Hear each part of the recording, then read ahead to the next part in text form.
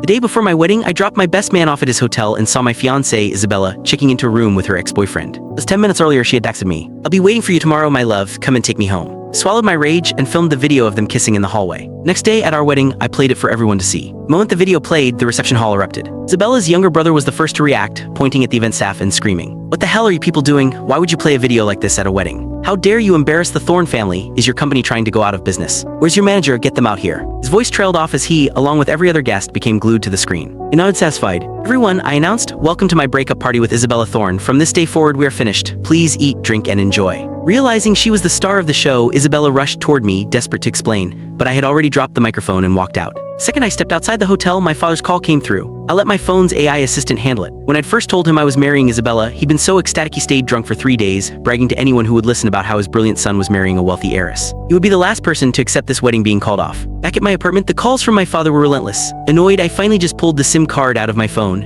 I tossed my wedding suit in the trash and found the nearest bar. My social media, anything that connected me to Isabella, was blowing up with notifications, but I had a new phone now. I couldn't see their chaos even if I wanted to. Bar owner saw me and strolled over, a friendly grin on his face. "Flying solo tonight, Leo. Where's your fiancé?" Glanced over my shoulder, a wry smile on my face. "She'll be here soon." Second later, a familiar figure appeared. "Who?" Isabella was frantically pushing her way through the crowd, her eyes glued to her phone as she scanned the room. A man who had been watching me from a distance a moment before moved toward her. She fought him off, shoving him away. I couldn't hear what he said, but it left a look of pure resentment on her face as she pushed him aside again and continued her search. The man watched her go, his posture radiating a deep, lonely pain. The bar's flashing lights obscured his features, but there was something unsettlingly familiar about him. I assumed he was a friend of Isabella's who had spotted me and tipped her off, yet, racking my brain, I couldn't place him. It was the bar owner who broke my train of thought. "Your fiancé is calling my phone now." "Your phone's on, isn't it? What's going on? You two have a fight." I looked up and he, thinking I wanted to answer, accepted the call. He even helpfully turned it on speaker. Isabella's voice, frantic and loud, came through the phone. "Leo, honey, I know you're at a bar. Please just tell me where you are. Give me a chance to explain." I hung up. The owner stared at me bewildered. "Aren't you going to find her? Aren't you worried about her being out alone?" I glanced back at the spot where the mysterious man had been.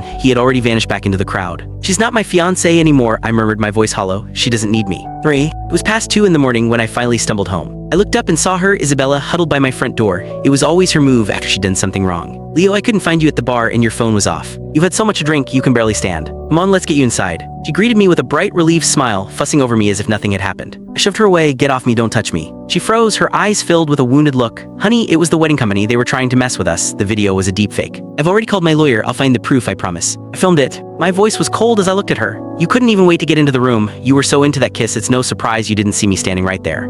Color drained from her face. She stood rooted to the spot, lost. The alcohol in my stomach churned. I pushed past her, ran to the bathroom, and collapsed over the toilet, heaving until tears streamed from my eyes. Isabella followed me, silently tending to me. She handed me tissues, found Click the link on the homepage to watch the full follow-up for free.